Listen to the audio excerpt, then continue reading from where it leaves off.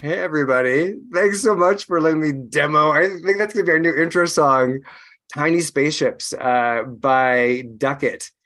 Or yeah. Anyway, so that's on anyway, I'll have that link down below. Anyway, let me know what you think of that intro song. I'm jamming to it. So I'm Kat Udero. I'm a psychic empath. I'm a cyclic wrangler, and I'm also a celestial medium.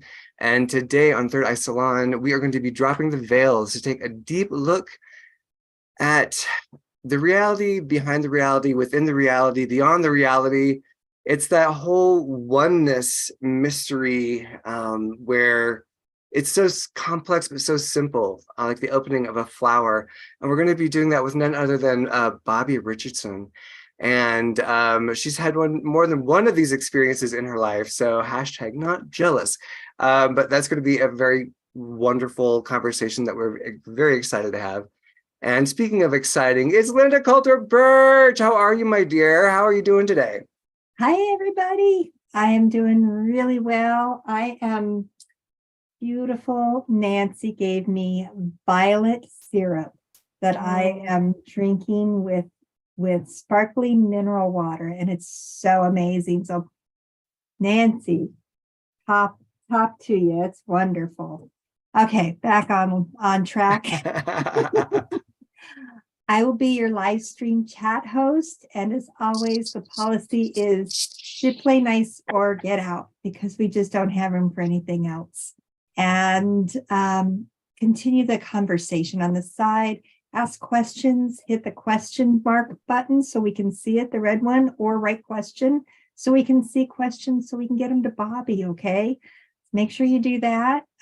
Be respectful. And also, right now, go down, hit that like button. And if you haven't, please share and subscribe to our channel so that we can continue to grow and help other people, okay? And if you're interested in working with Bobbie, Kat, myself, Jason, all of our contact information is down below. And one more thing, thank you all for the donations, for the likes, for the encouragement that you give us, for the coffees. All the links for those are below as well. And just hearing you comment and participate brings so much joy to us. So if that's where you can do, please do that. And we'd love to have you join our Facebook group if you haven't. With that, Bobbie, I'm so happy that you're here. I'm excited to have you back. If you guys haven't checked her out before, we do have previous shows of Bobbie as well. Yeah, I think I was right at the beginning as well when you guys just started. It was a couple of years ago. Absolutely. And I was just starting to do live as well. I was like on my, we kind of did all this together. Do a nice little seesaw action. Excellent. And also with us, it's that magical bitch. I love her so much. Jason Adkins, ET Artist Channel and Psychic Medium. How are you doing today, my dear? I'm doing well. Glad to be here. Like at 10 o'clock this morning, I'm so used to going on early. I was like, I gotta cut my hair. I need to take a shower. And I was waiting. Then I was like, look at your email. And I was like, okay, it's a little bit later. So I took a nap.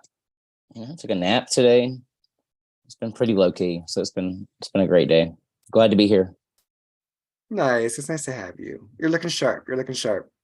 The haircut worked. So thank you. Yeah.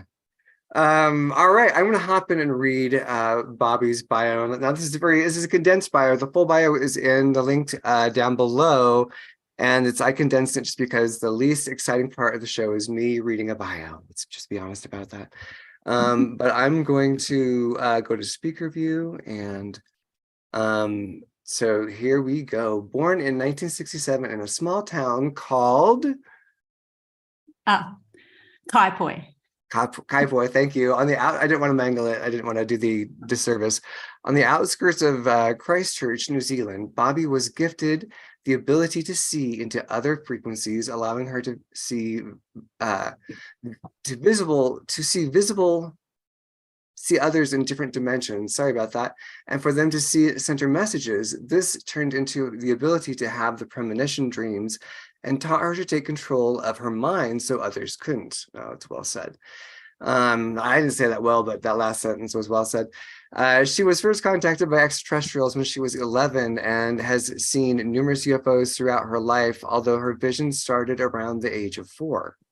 She has since been visited by many interdimensional and extraterrestrial beings, but 4 main races gave her their side of the story towards humanities in evolution and true history, which she has now incorporated into public speaking events. And that's one of the things we talked about in our very first show with Bobbie. I should remind me, and I'll put that link down below so y'all can get that as well. And we can also drop it into the chat too. She is the mom of 3 amazing, talented girls. Bobbie got to see her youngest one standing beside her bed when she was still pregnant with her, and the other 2 astral traveled out of their cot to be with her when they were around 4 months old. One of the great gifts of being able to see into other frequencies. It's just so beautiful. In March of 2020, she had an incredible experience of being one with all after asking to experience oneness 2 years before. Her experience of meeting source energy or God left her realizing our reason for being here is to experience and eventually return back to source energy or love. She also knew that very soon we would all be going through a major energetic shift, and like anything before, as we all cross the threshold of source energy within, with the fall, the old energies, the truth will come out as many wake up on their authentic self.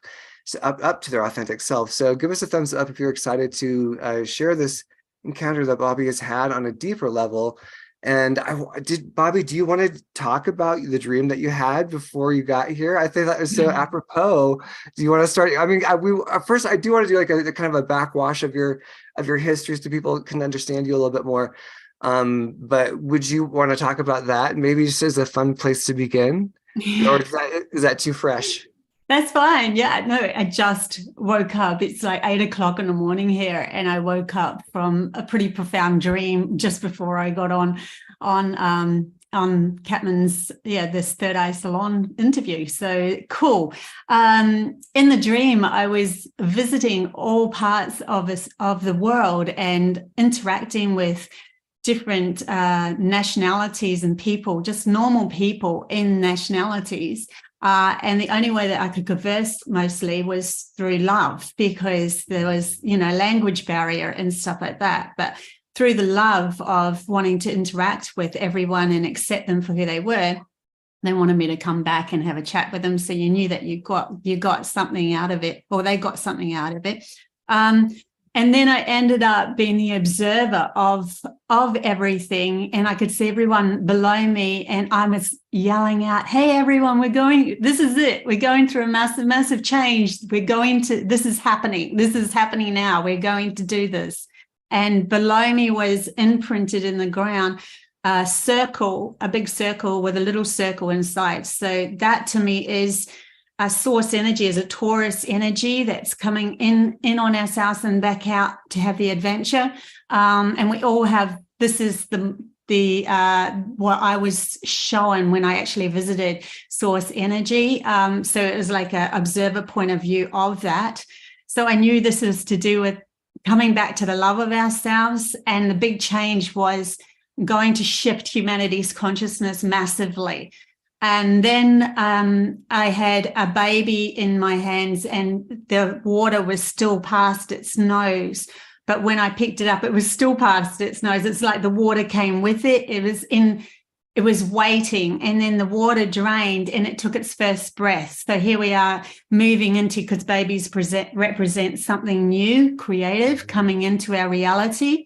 Now I could see this as just my own self, but because I was taken around the world just before as the observer of everything, I feel like it's a collective huge shift that's just upon us. Each of us are going to go through it in an individual way, in an individual time, divine timeless within yourself. But it's like the 100 monkey syndrome, where enough of us have found it within us, and it's just going to pull the thread for everybody to have a way better understanding of letting go of their monkey mind and coming back to center, which is love in itself, creating a whole new experience here on Gaia. So I'm very excited about the future now. Well, I was before, but even more so. Right. This was just another confirmation. Yeah, it's like the baby's still in the embryonic fluid, and it needs to be in the embryonic fluid, but as it comes out of that is it's sort of like we are so in the child, like our planet on a consciousness level is so in a childlike state.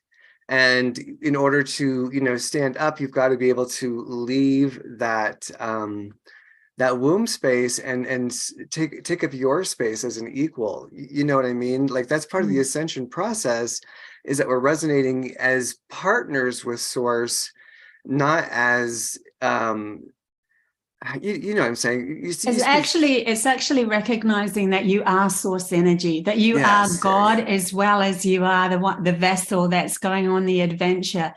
And source energy to me is soul, is source energy, is God, it's all the same. Oneness, prime creator.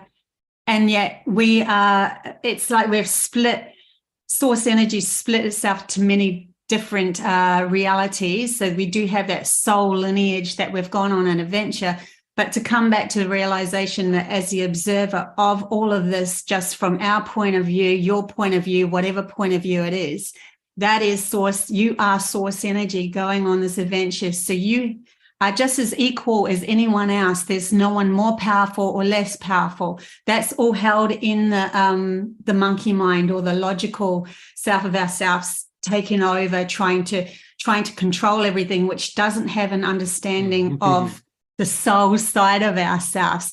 What's the logical side? That's the grounding. That's the creating outside of ourselves so that we can have this separated experience.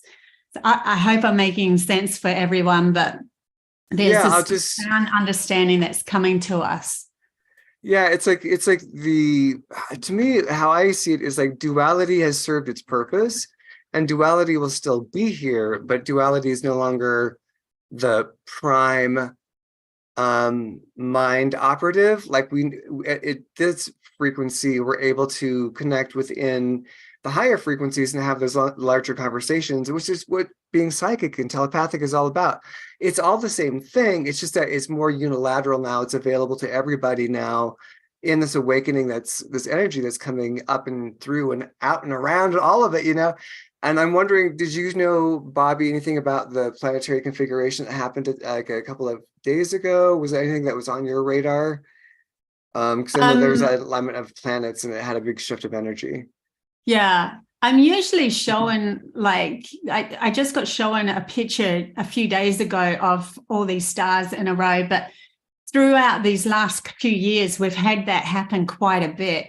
Where different planets are aligning all in a row, because we're slowly coming to that point of, but I didn't know the extremity of it. I just saw a picture float past my Facebook thing. I mean, that's caught my eye. So to feel into it, I don't know if I actually felt into it to such degree to see it as the source energy. But after that dream, I'm really feeling like we're coming to that point, like I did in 2020. At the beginning of 2020, I went on that journey to find out what source energy oneness was, and I had to peel away all of these layers of myself to be able to receive the understanding of who I was, all in a 24-hour period. And then I noticed that the whole of humanity is going through exactly that.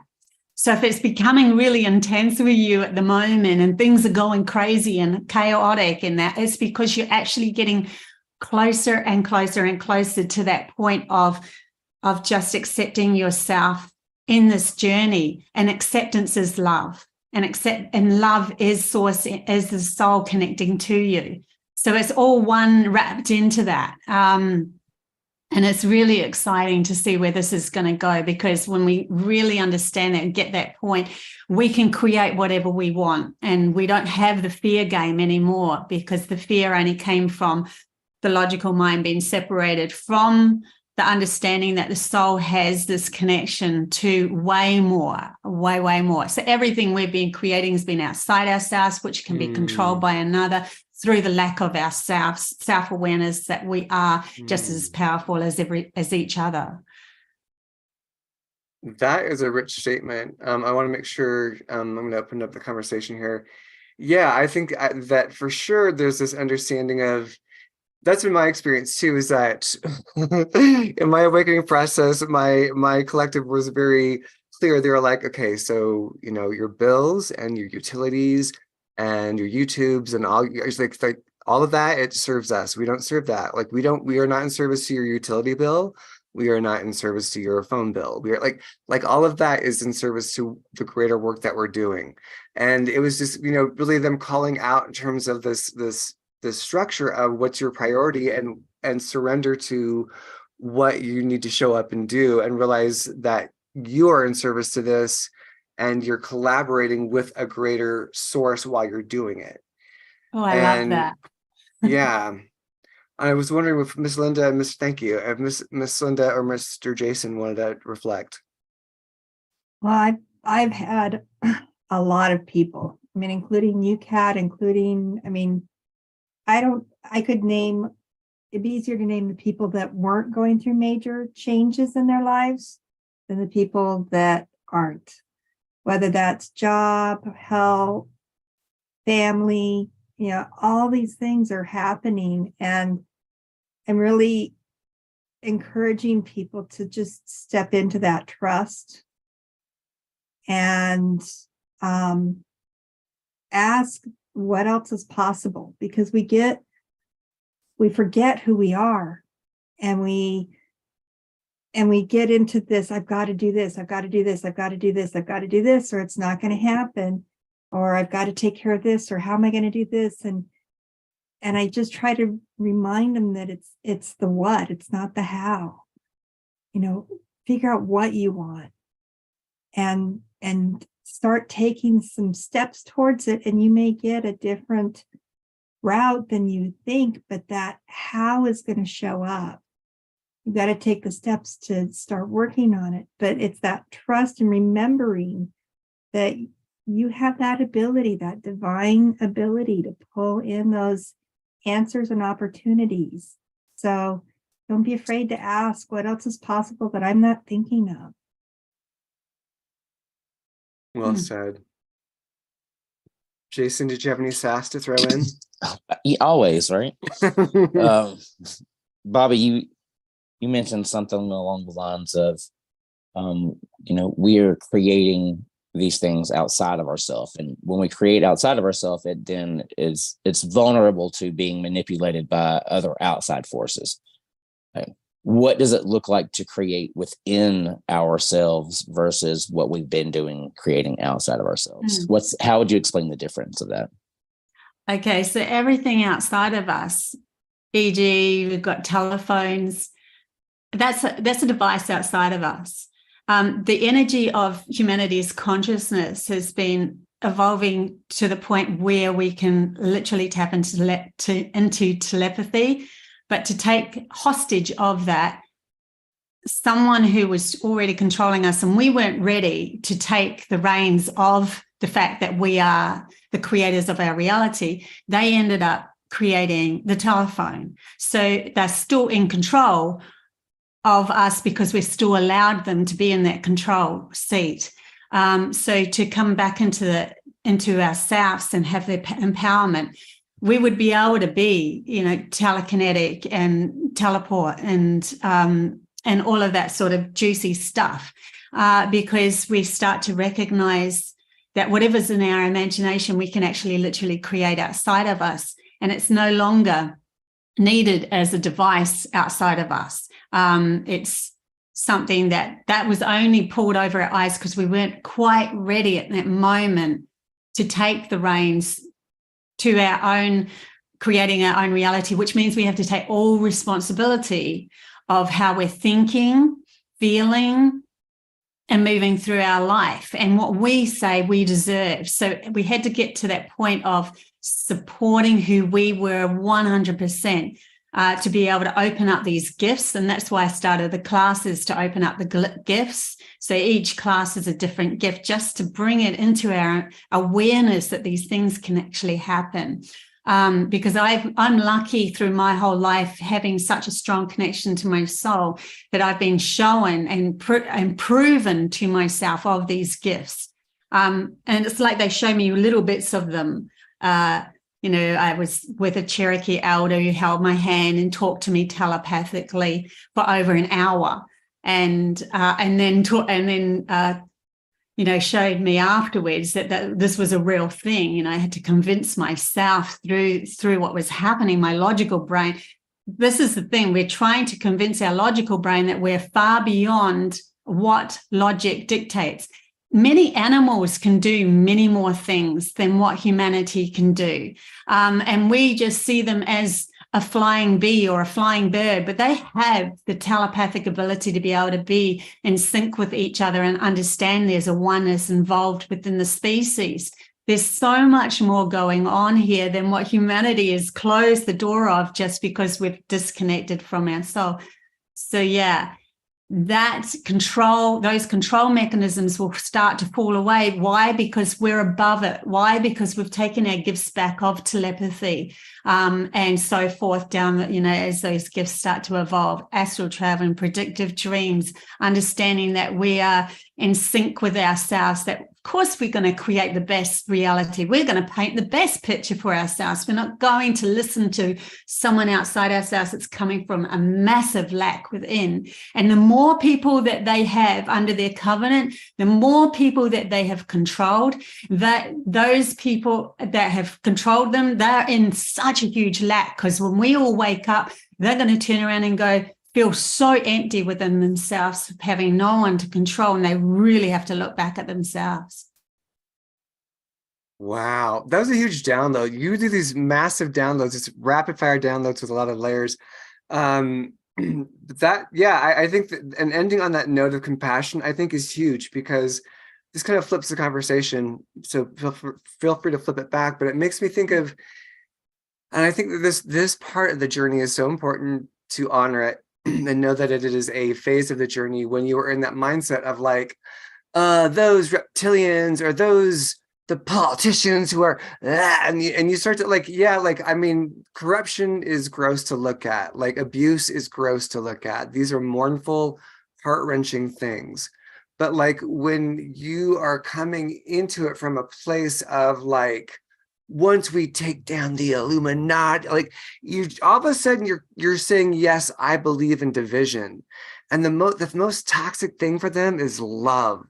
Like the most crippling thing is this love that cannot be contained, and it does not fit or conform into the matrix. And the matrix, to me, my experience was like breaking out of like this literal like matrix within this sphere. It's like it's interdimensional like structure that captures soul essence and does all this narration about our values and who we are and how we're supposed to be. Like there was an actual mechanism I had to move out of, and within that, it's like, oh, that is a construct. And then you start to see all the pieces and aspects of it. And yet the nature of the construct is so sad because it's built out of separation. So even though it's a horrible construct and it does horrible things, it's from a place of utter and complete lack, It is. And that's why if you entangle into their games, if you come at it as anger, that's what they want you to do, because you aren't in the frequency of creating your own reality. You're in the frequency of fighting theirs. And when you fight something in resistance, it comes back at you. So you still got the same resistance coming. Yes, you might get rid of that politician. Another one will pop up to have that same resistance coming back at you again. So the only way to do this is to go back into the core of yourself and come at your life from the inside out, from love of who you are, and understand that love actually has massive connection to wisdom, massive connection to opening many gifts within you that literally lift you above any of that's coming at you. they are going to have to face themselves when all of this, and that's what they're really afraid of, facing themselves, that they're just as equal as we are, that they're no better, no worse, no nothing, because we're just all source energy going on a journey, and one side or the other, whatever side you want to say, is there. It is all needed in the retrospect of the logical self creating something outside itself so that it can have a separated journey, or the inner dialogue of connecting to source energy and all encompassing, that's just love. So there's both sides is in fact something that we need to accept.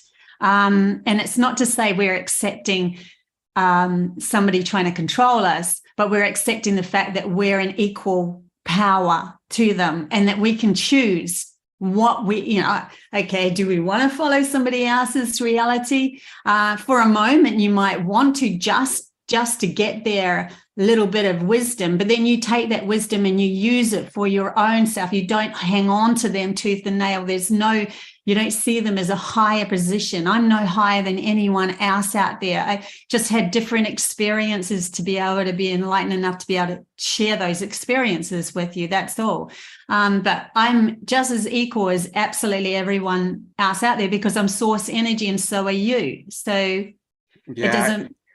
It's like the big game, you know what I mean? And I feel like I was just tuning into this, like last night, I think it was, but anyhow, like, all of the subterfuge, all of the like intricacy and like the cults and the rites of passage and all of this stuff, it's been made so complex, all the initiation, like all of that does have energy. There are certain ways of working with energy consciously that will open portals, that will make things happen.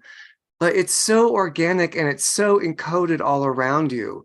It's in the Fibonacci sequence. It is in, the medicine of the toad, of the bullfrog, like there's just, there's all of this stuff is within hand's reach.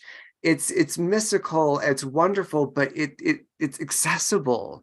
It's because we are in relationship to it. We just simply have to be willing to move the things that we have decided were real and weren't real. We have to stop defining it from our smaller self. Yeah. And that's it. We're within us, we have an alignment of frequency that can open into a whole heap of other wiser worlds, dimensional spaces here on Gaia, to connect with every plant life and every animal life.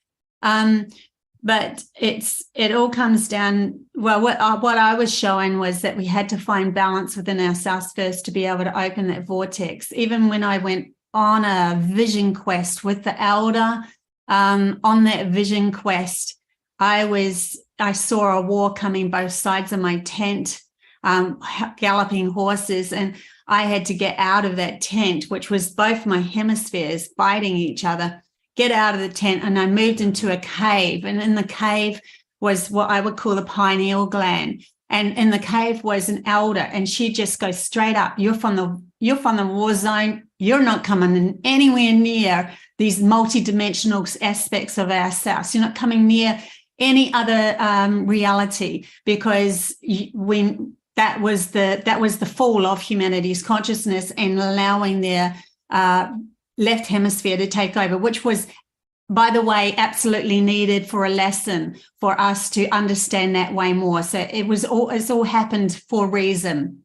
But when I was there, because I have this, I'm lucky I have this link where I'm allowed to go into those places without having the balance within my mind, just because of I'm a guide for others.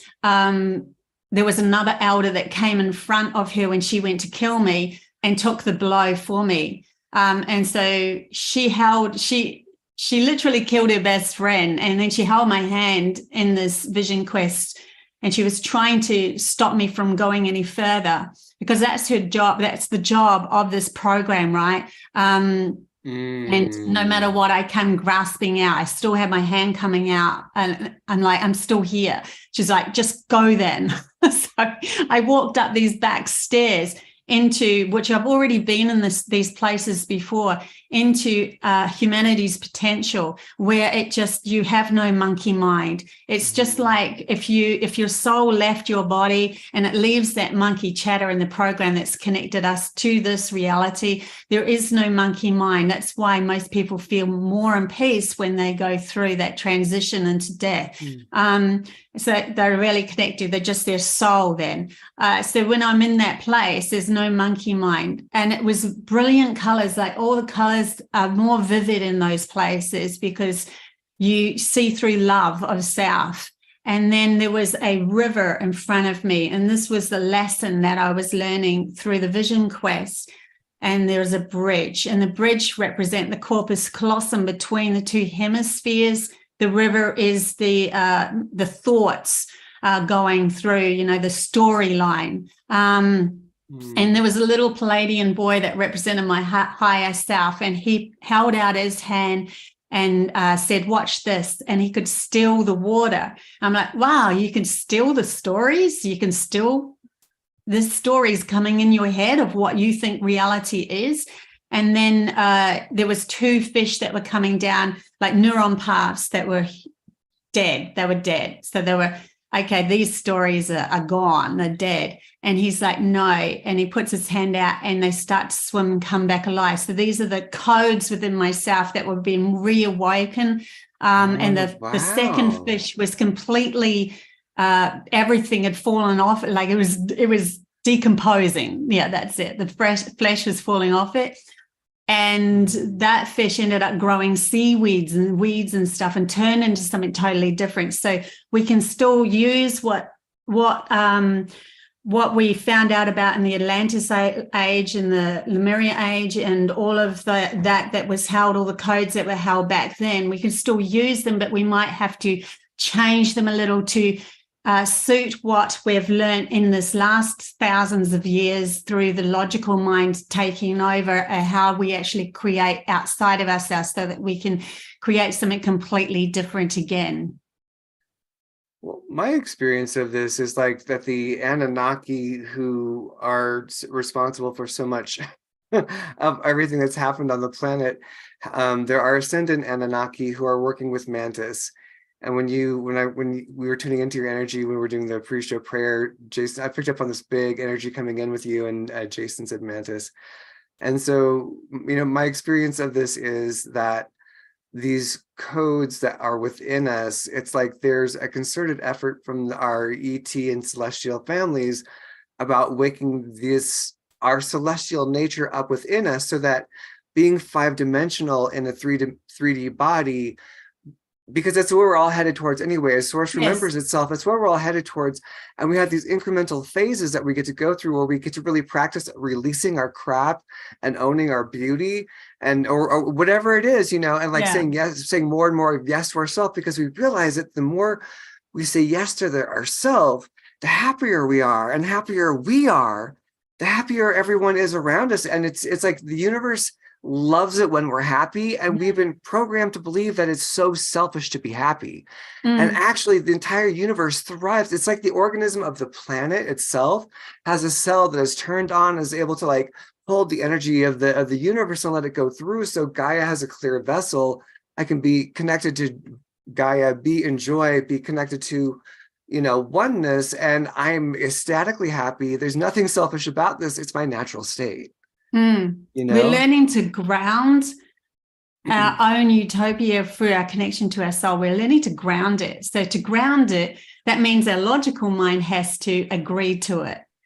It's when our logic agrees with our intuitive side that we can ground all this information that we've got held in the soul lineage.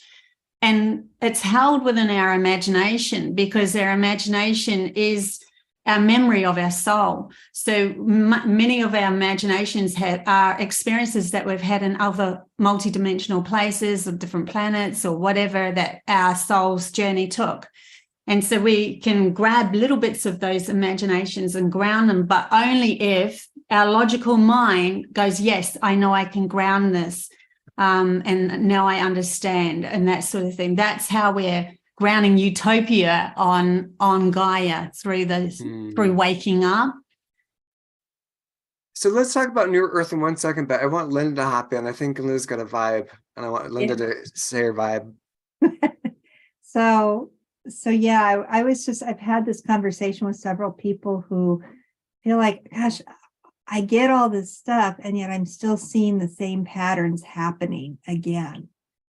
Again, I'm having a bad job, or again, I'm having this, or again, I've got this expense, and the 3D world is, throwing curveballs at them.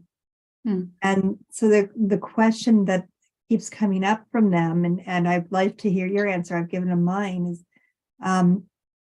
when that happens, when they get that their source, when they get all these things, but that still keeps happening, how do you break that cycle? Yeah. So if they're actually having that coming back at them over and over, and they're not seeing any difference on the outside to what they're feeling on the inside, you can have an understanding of something, but you're still fighting it within your logic of your own self-worth. So if you're not feeling worthy of jumping out of that reality, it will always keep coming back at you. That's one really big key to shifting anything. There's an absolute acceptance of self in the fact that you can carve a new path. And are they carving that new path? They're using their imagination to see where they want to go. Do they have a place where they actually want to move towards? Because if they don't, they'll just keep looping back on the same story, because the universe doesn't know anything different to give them. So there's that as well, that a couple of answers, but each person's going to be a little bit uniquely different, obviously, in their story and why they held on to something that just keeps showing up. But ultimately, they haven't got to the core level of self-support. And that was the biggest thing that I got taught when I was going through that journey through into source energy, is I just keep looping back on the same story. And I'm like, why am I having the same story coming back over and over and over with me? Because I hadn't stopped and thought, I want out of this. I'm going to start focusing on where I want to go, rather than allowing, it's like a boulder coming at you, and you're holding it, but it's still coming at you. I get it, it's a boulder, I get it that I've got this issue, but you're not really stepping aside and letting the boulder go, because you're too scared that if you let the boulder go, that it's going to run you over, run your friend over, or run something else over that you don't want to let go of. Wow.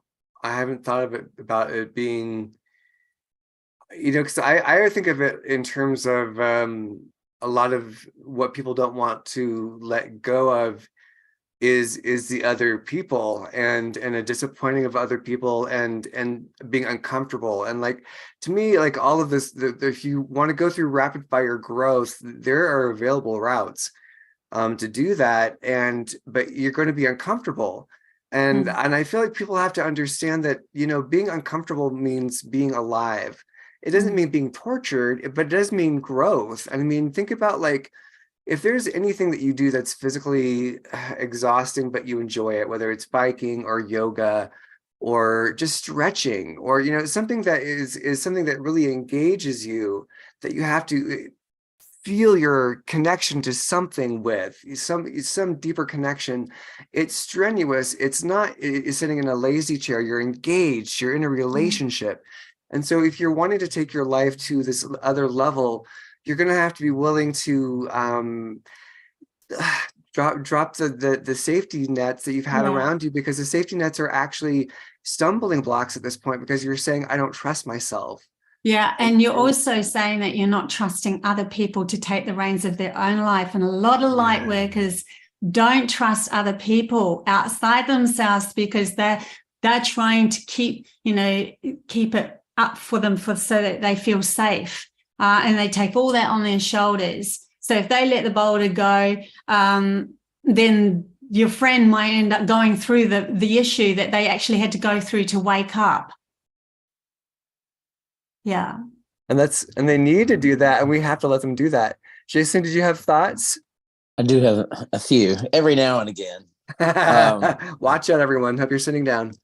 I really love that, Bobbie. I love that when you were talking about how, you were repeating these same patterns, and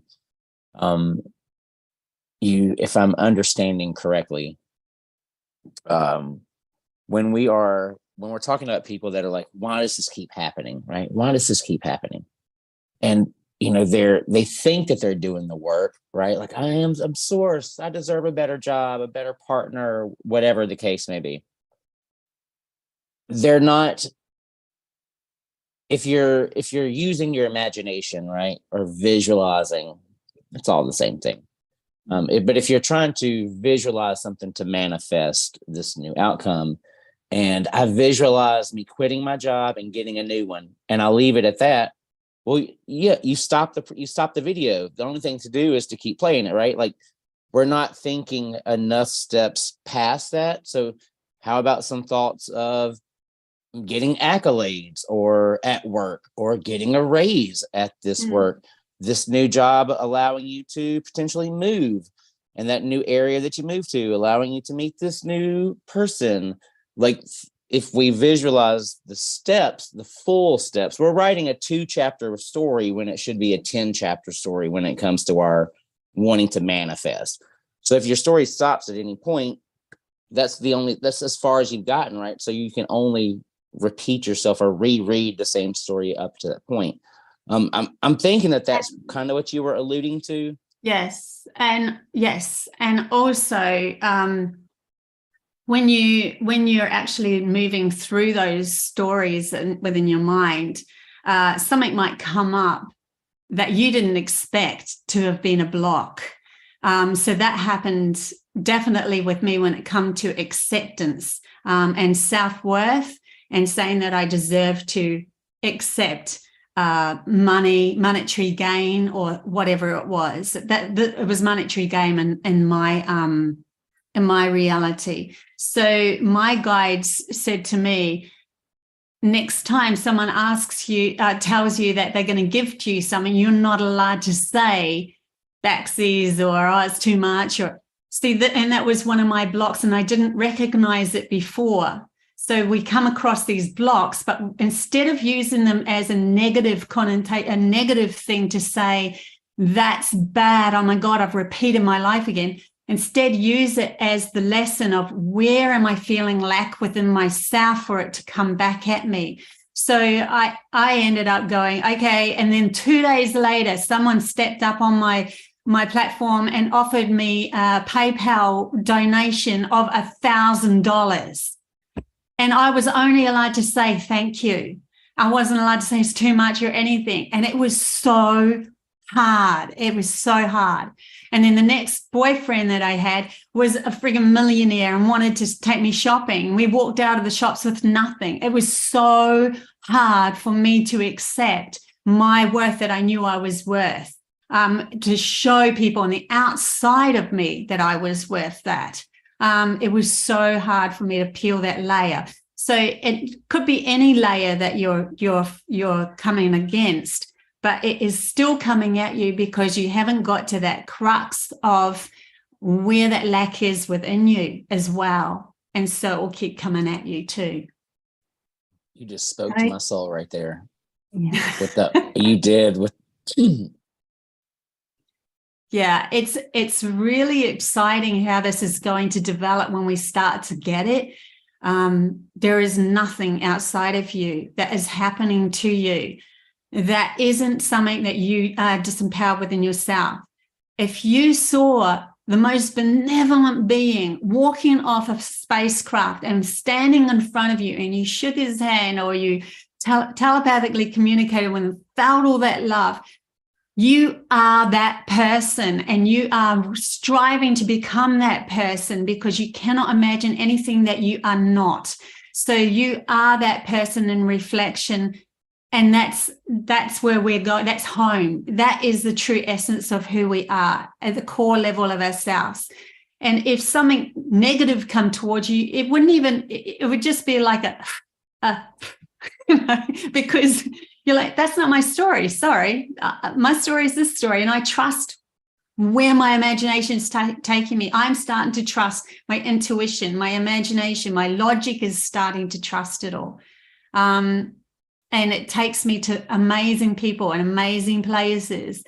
And now we are supporting ourselves through the trust as well. We're no longer seeing our neighbors that we don't trust not because we don't trust them, but because we trust ourselves and our vibration. If we hit a snag with somebody that's next to us that we feel they're going through a massive lesson, they need to go do that on their own, let them be and let them figure it out. They will seek help in certain areas. They might see you as an observer point of view and see how you're coping. They might watch a podcast or something, but don't take their responsibility on you, because you as source energy, it's all you have to clean up. It's all you have to clean up is this, and everything else will reflect that.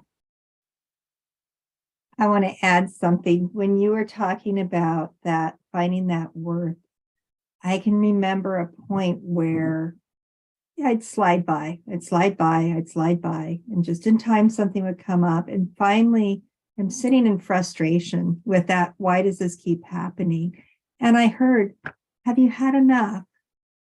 It's just this loving voice that said, have you had enough? And I had to sit there and go, yeah, damn it, I have. I really remember thinking, yeah, I've had enough now. Thank you. Yeah. And yes, that was a huge shift of just, yeah, you know what? I have had enough. Yes. And there was a different level. I'm sure I've said those words prior to that, but what was inside shifted. There was some level within me that shifted in that. That opens the door. That actual knowing that you've had enough opens the door to so much more. Than I've done it so many times where I've had flatmates that have been with me that have been problematic, and then I've just gone in my room and gone, I've had enough of this. Thank you for the lesson. I see the lesson. I see through it. Okay, I'm ready to shift it out. But you have to be fully ready to shift it out. Your logical mind, you have to really understand where that lack was coming from within you, not them, within you. And then they turn around. Literally, I walked out of the room, walked up to them, and they just said, I'm leaving. I'm going back to my ex-husband, or I'm leaving. I'm going to, yeah. And I'm like, wow, that was just instantaneous, how that can happen. And you're always reflected with the lesson that you are the most vulnerable with as well. And source or reflection is always going towards the least resistance. So the least resistance can be the block. And then the block needs to be cleared. And how do you recommend clearing that block? I always go back into, instead of pointing the finger at someone else, I always go back into, okay, where am I feeling lack? Why am I feeling like this person's more powerful than me that can direct me to their reality? Why am I feeling like, when I know that we're both equal, why am I giving them too much? Why do I feel for them so much that I want to be below them? All of that I look at deeply at myself, and I'm extremely honest with myself. Now show me how I get out of this. And you have to be really honest with, and then you'll start crying because you realize where you gave your power away, and that you allowed this to happen to yourself rather than them happening to you. Yeah. My husband used to have this wonderful saying of, hope for the best, plan for the worst. And it wasn't he would take it to the extreme though. And, he would be caught in this fear loop of, oh, we're going to end up homeless. We're going to do this. So I finally had to say, well, you might, but what's this week, Wasabi? I'm not going to. So I had to just literally own my space and say, well, you may end up there. That's true. Yeah. But take we out of the picture because I don't have any plans of doing that. And sometimes it's just owning that space within you when you're in those circumstances where you're surrounded by people who are in fear and holding compassion, but also but not saying, going into their you. reality. No, thank you. Yeah. And sometimes we're scared to be able to say that to certain people, especially people that we love or we want in our life. We're too scared to stand up and be heard for something that to them would seem negative. But it's our power and taking who we are back. And sometimes you just got to blurt it out and say, this is who I am and I'm backing it. That's another thing that humanity does not do. They don't back their words. They don't back themselves. And even if it is seemingly in the outside world a mistake, when you back yourself, you could be backing yourself through clearing a block. And so it was necessary for you to go down that path. And this is the right path for you, but to the outside world, you're lost the plot, or you're losing your emotions, or you're crying too much, or whatever it is. But to you, no, I know I'm releasing. No, I know and you need to back that journey that you're going on, and that'll make a big difference as well.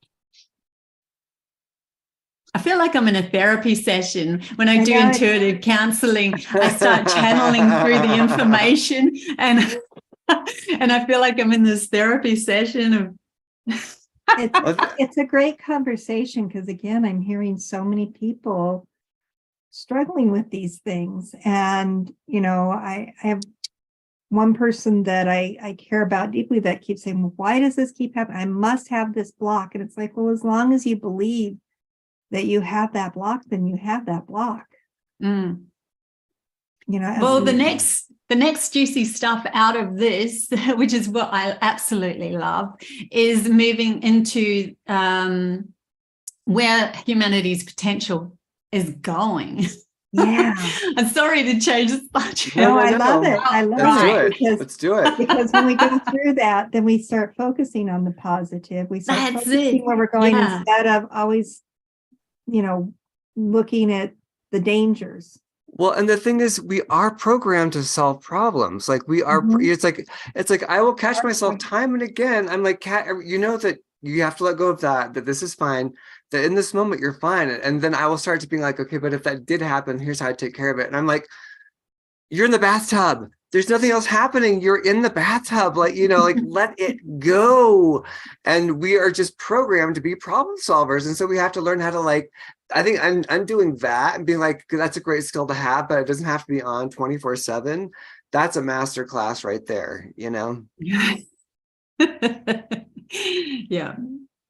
So as you were saying, Madame, about New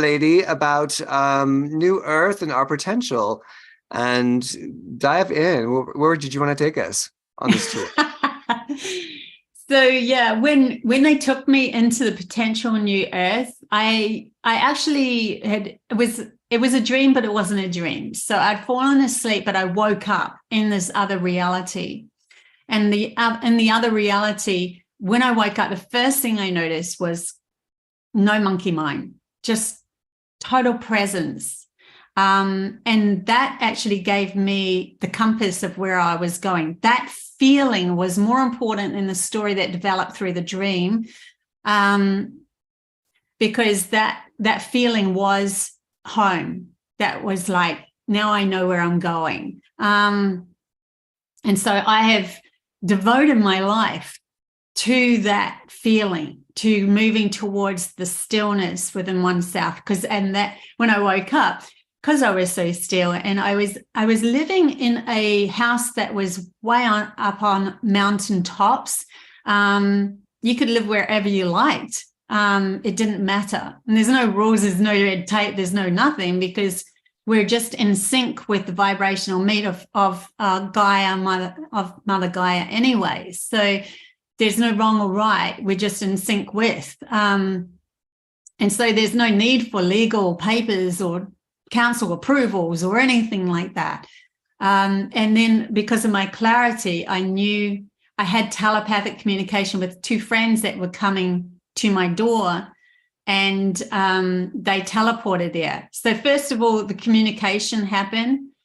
And also I learned that in teleporting, the first indications of that was astral traveling. So to be able to remote view or astral travel, to be able to foresee where we're landing was a big thing, or be in front of a guide, like a guide knows where we're going, and we have to have absolute faith in that person that we're not going to end up astral traveling, into some sort of wrong. It's not that you will be in a wrong alignment, it's just that you might not be exactly in the place that you really want to be in, because your alignment is already set by who you are in that frequency. Where are they going with this? They're taking me all over the show. Well, let me, if I can hop in with a question, because I'm wondering in terms of, people talk about that, and then it's like, and tomorrow, we still have to pay our rent tomorrow, and we still have to do, all of this. So I'm wondering the trajectory of that magical world to where it is now, and how we get there. Is that in the next 800 years? Is that in the next 20 years? Is it, what is this? How long is that going to take for us to get there? And why is it only going to take that amount of time, when that seems to be a lot of Narnia? It feels like, we're going to go to Narnia. You know what I mean? It is and it isn't, because it's actually a direct reflection of you and your clearing of what you've done with yourself. And then you step into that reality, and that reality reflects back. So it's literally, as we are going an intense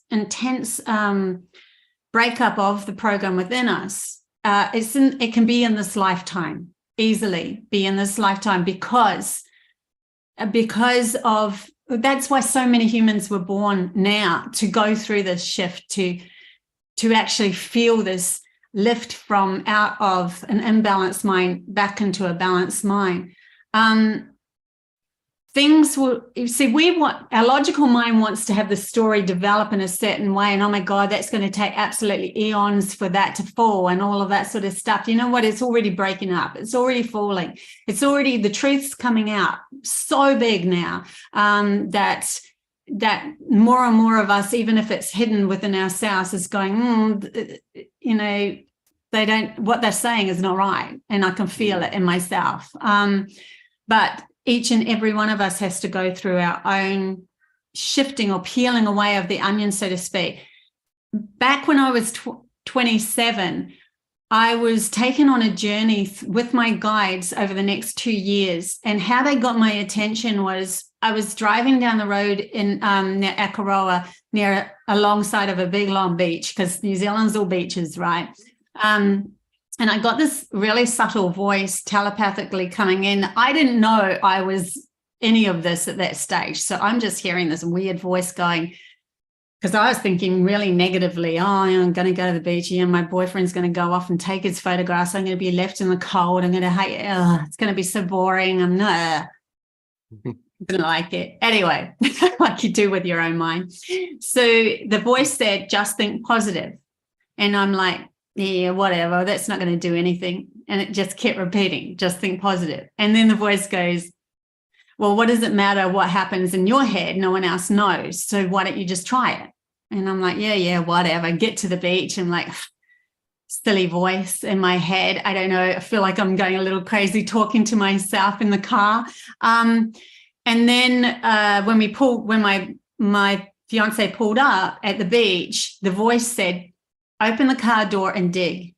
And so I opened the car door and I dug up a solid gold bracelet worth $1,000. And I'm like, with this tattered heart, how representative is that? Like, of my own tattered heart.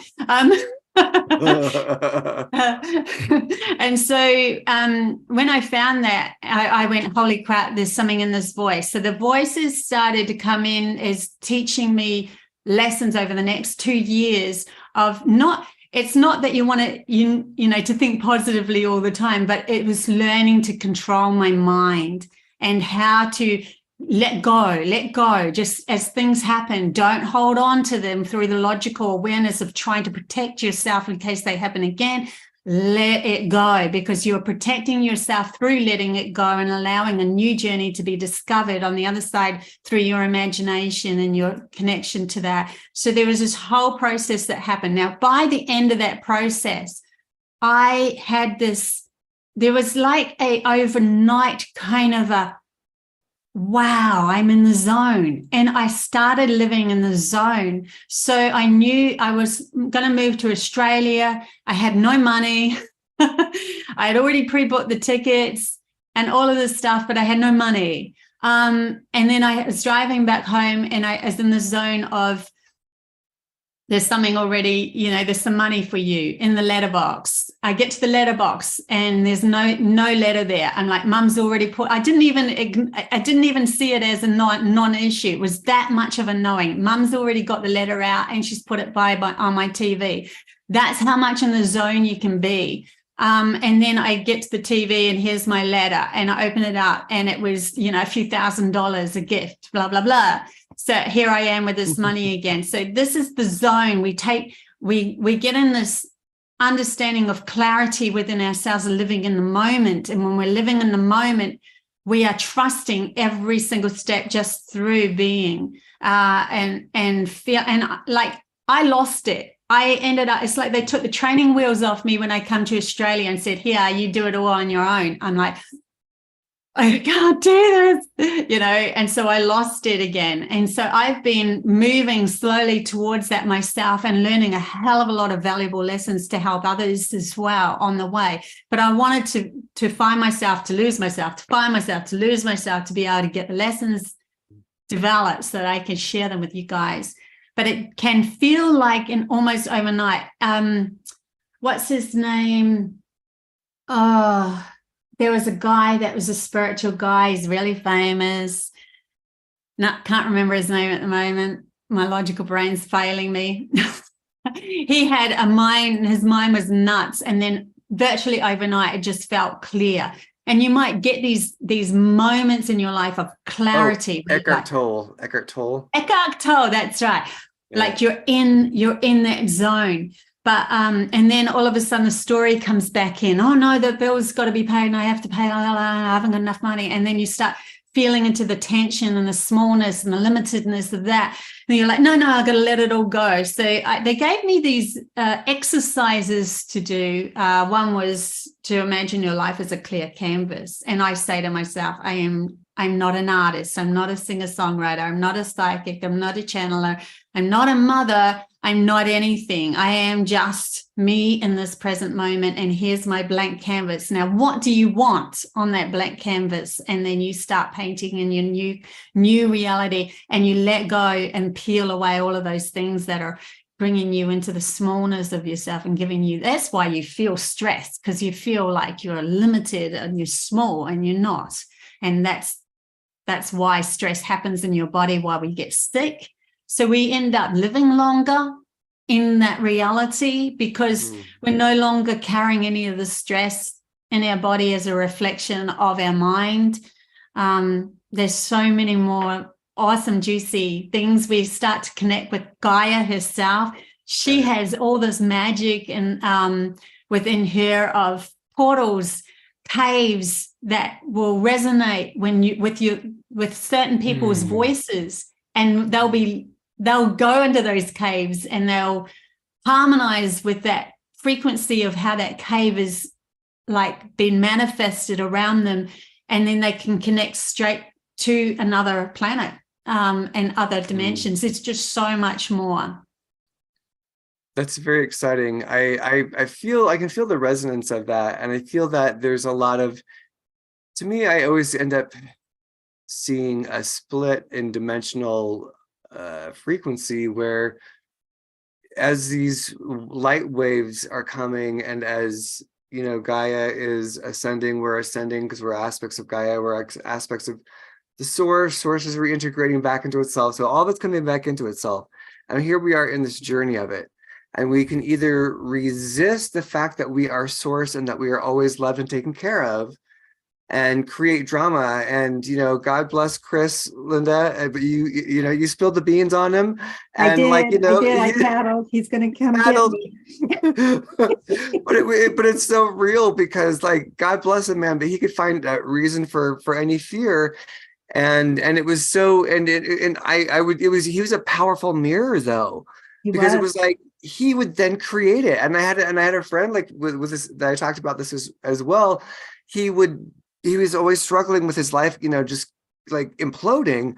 But what I would watch him do is he would think, he's like, okay, this is what I'm going to do. And if this goes wrong, then here's how I take care of it. And if that went wrong, then I would do, and then he would start to focus on what would happen. And his whole thing, and I was like, you have an idea, but then in order to protect yourself, you think about how you would protect yourself from if it goes wrong, and then you create it going wrong, because that's your point of focus. And it's really that simple. But at the same time, you have to show up for yourself and understand that, okay, why is some part of me wanting to habitually sabotage? There's some part of me that feels I need to sabotage it.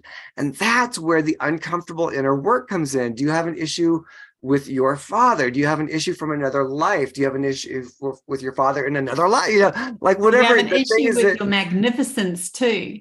You have yes, an in issue terms with of your letting own, yourself what be does that wonderful. look like Boom, to everybody boom, else? boom. Yes, Yeah. yes.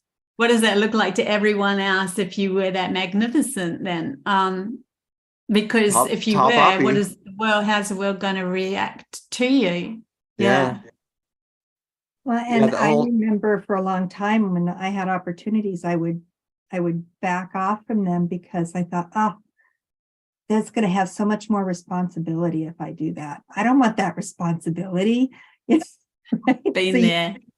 Back off of it. You know, it's like, finally it was like, well, what if I had those wonderful things, but that responsibility thing I'm so worried about gets taken care of, and I'm not having to worry about that. What if that were the case? You know, I like to do what ifs to break that in my head. You know, sometimes I think we have to break our heads, break our minds to get through that.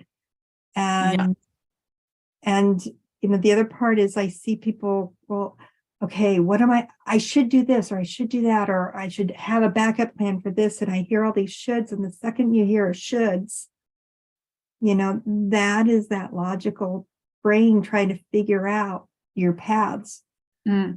Versus the logic can only grab from the past, project into the future. Yeah. So it's a copy and paste program. Yes. And that's why we're taught at schools just to copy everything that's on the test and get it exactly right. You get the A, you're the best. Creating separation between those that didn't get it right and those that did. And, oh my God, you're nailing it. Wow. Yeah. Yeah. And I love that we're talking about focusing on what you want, because when I see that happening, it's like giving somebody 30 tasks to do. I want to do this. I want to do this. And the universe is just waiting for you to say, pick one. What do you really want? Pick it. Yeah. And be presently in the moment with it. They always show me all these balls in the air that we're trying to struggle with within our minds. If it gets too much, guys, put the balls down and then trust that the next ball that you pick up is going to be the exact one that you need to carry that journey through that you've already foreseen, and then be 100% present with it. And then what happens is you pick up exactly the right ball at the right time every single time, because you're 100% present with the opportunity that's in front of you at that moment. And when you get it, say, yes, thank you, more, please. Feel it. It's like, oh yeah, that was perfect. Yes, let's do some more of that and feel the juiciness of it. Just acknowledge it. Acknowledge it. Yeah, and I think that to talk about, I wanted to talk about you know, your experience of going into oneness, and being able to share some of those pivotal things, because in this, what I'm discovering and what I'm watching is, as people are waking up, their definitions of success are changing, their boundaries are changing, their relationship to their body is changing, their relationship to their news outlet is changing, the relationship to all this stuff, to even where they're living, people are moving. I'm going through this process of moving. I just see all this shift. And yeah, I'm not sure. I'm not like, where was I going with that? But your experience of oneness, oh, that's what it was. So like people, there's this resistance because we want to, like you said, copy and paste. That was so key. Like we want to repeat because it's known and that feels safe, but the source remembering itself is us opening us back up to the unexpected, where God lives in every moment in ways that we couldn't have possibly, that we can't control, and that to surprise and delight us. And then we have to learn how to use our imagination again, because that was shut down as well, because that's part of the story of learning to, we can create whatever out of our life as well. We can choose what we want. It's our decision what we want to bring on our life, what we want to watch, what do we want, who do we want as friends, all of that sort of stuff. What kind of job do we choose? Not going into something feeling in survival mode of, are they going to choose me? You need to choose every single path of your reality and decide. And if you get a feeling that something isn't feeling off, trust that feeling again. I had a valuable lesson of that just recently. So it's really important to know the difference between your intuition and your gut understanding of who you're dealing with, and the ego mind that wants the story to happen when you're not actually ready for it. And so that person's reflected the fact that you're not really ready for it. Because we do strive for something in the future, right, that we want to create in our reality. But because we haven't peeled away the blockages to begin with, there's going to be certain events that will happen, especially now with the energies that's present at the moment, that will show you up, and where you are moving towards the blockages, so that you can see in reflection. Yeah. And just to piggyback on that, like, so if you're like, oh my God, things keep changing, oh, things are confusing, I don't like it's I know it seems cliche, but it's actually a really good sign, because your stuff is being stirred up, so you can no longer live in the smaller self, pretending that you don't have access. That was my thing. I was like pretending I was a small self and I didn't have access to this greater self, and they had to like strip away, put my face through fear again and again until it was finally like, okay, you got me, I'm in now. And it's like, until you're willing to do that, they will confront you with your own shadow and in a multitude of ways, until you realize there's nothing to be afraid of anymore. And you go through the healing and the love and the reunion, Yes. And that's literally what happened to me with when I met Oneness, bringing it back to that story. So it was the 29th of March, and I actually, at the beginning of it, I put my hands, because I'd taken something. I don't take things, but I've been in the circumstance that I did take something that night. But they did tell me 2 years previously that I'd have to take something to go into that depth, to lose my mind that much to be able to experience oneness. So just let you know that I did take something. And I fell into Gaia, because it's the 29th of March. It was really, there's all these interweaving stories that come in, because I was also contacted by benevolent beings years before, that were very similar to, if you've seen the movie The Knowing, at the end of the movie, there's these benevolent beings that are like see-through, and they're tall and you can see through them, but they're angelic, but these were vivid blue, and they came and approached me, and they morphed into a spirit ball, and then they lied down beside me to not scare me, because they wanted to converse with me, that, dare I say it, the GOVs are going to fall. I don't know what you can say these days on YouTube, so I'm trying to. And then when I had this experience on the 28th, 29th, they gave me that date, 28th, 29th. So I didn't put it all together till after. And oh my God, here I am. They're like, you're going to meet us again on the 28th, 29th. And this is years later. And that's just when everything started going squiff, right?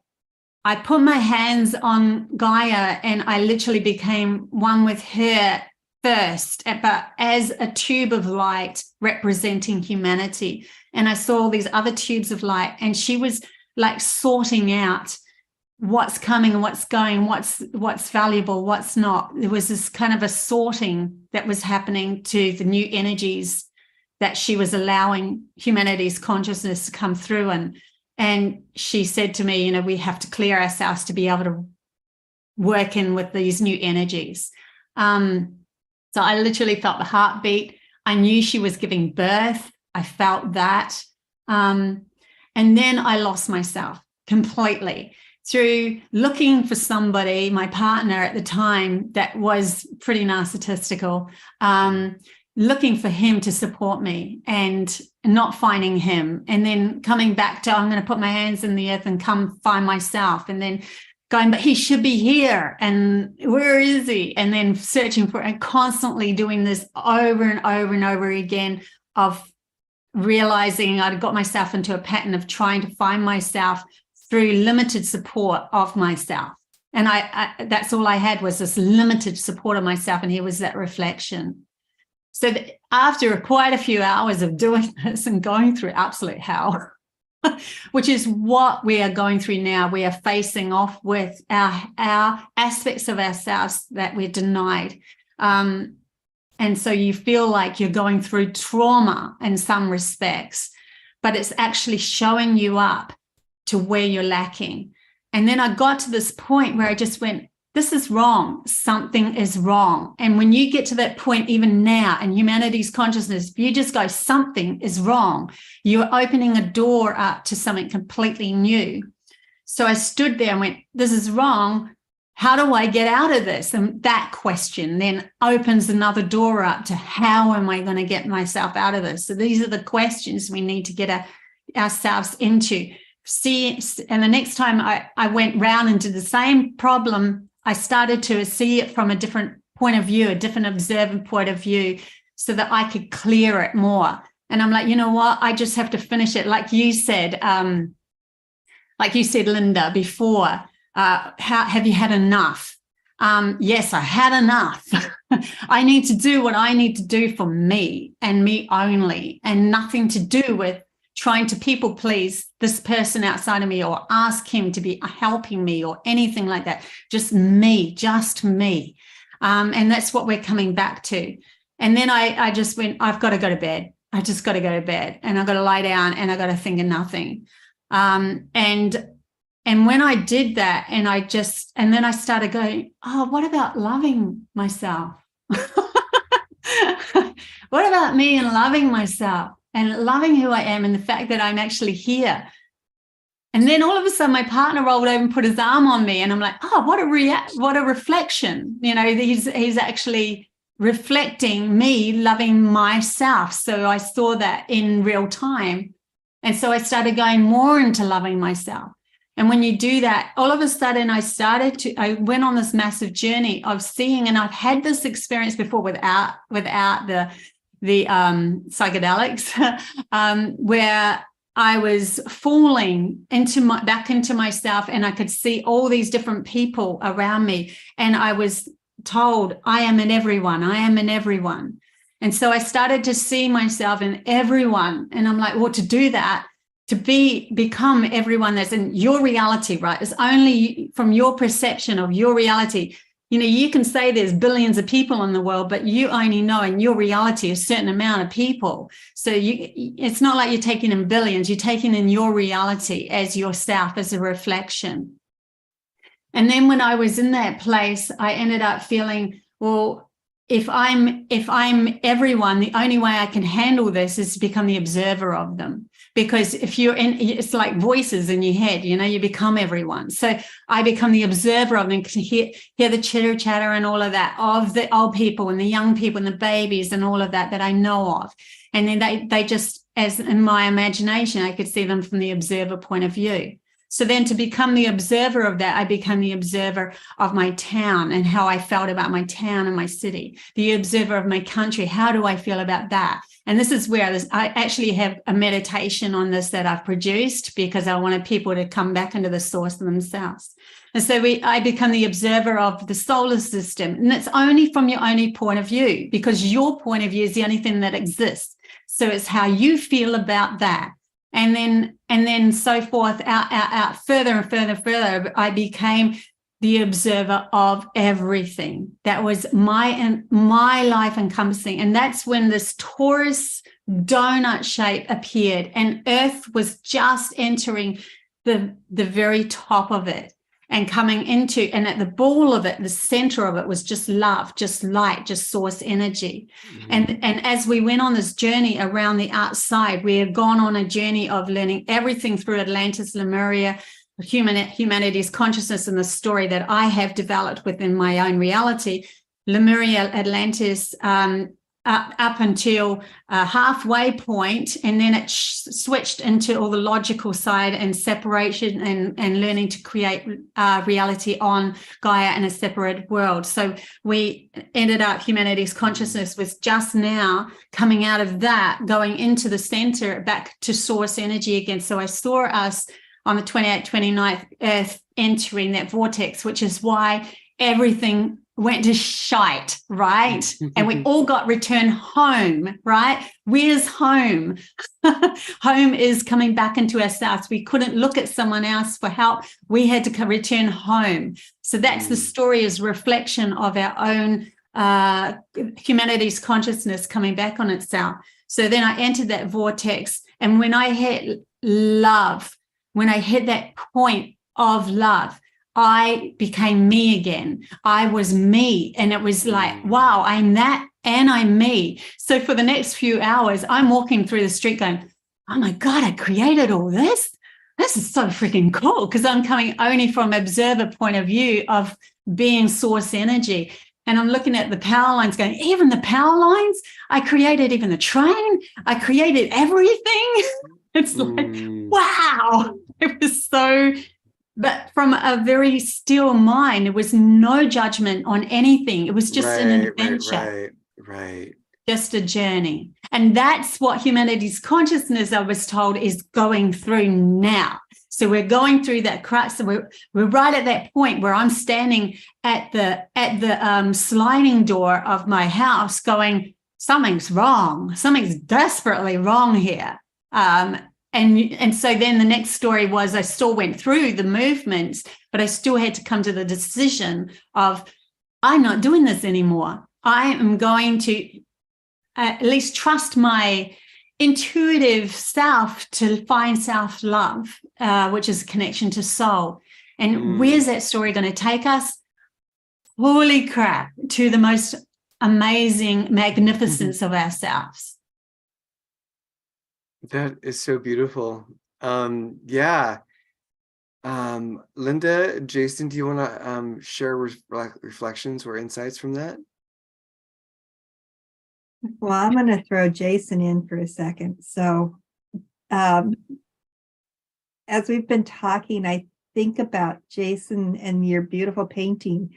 You were talking about, no, I'm waiting for that. If I try to force it, if I try to put my,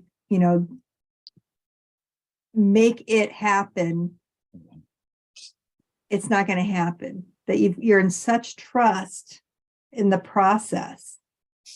And for me, it feels very much like that you know that this is a process and you're in it for the long haul. And I don't know, it just seems like a great analogy for me of having that trust. Look at the lighting right now. With my little third eye glowing.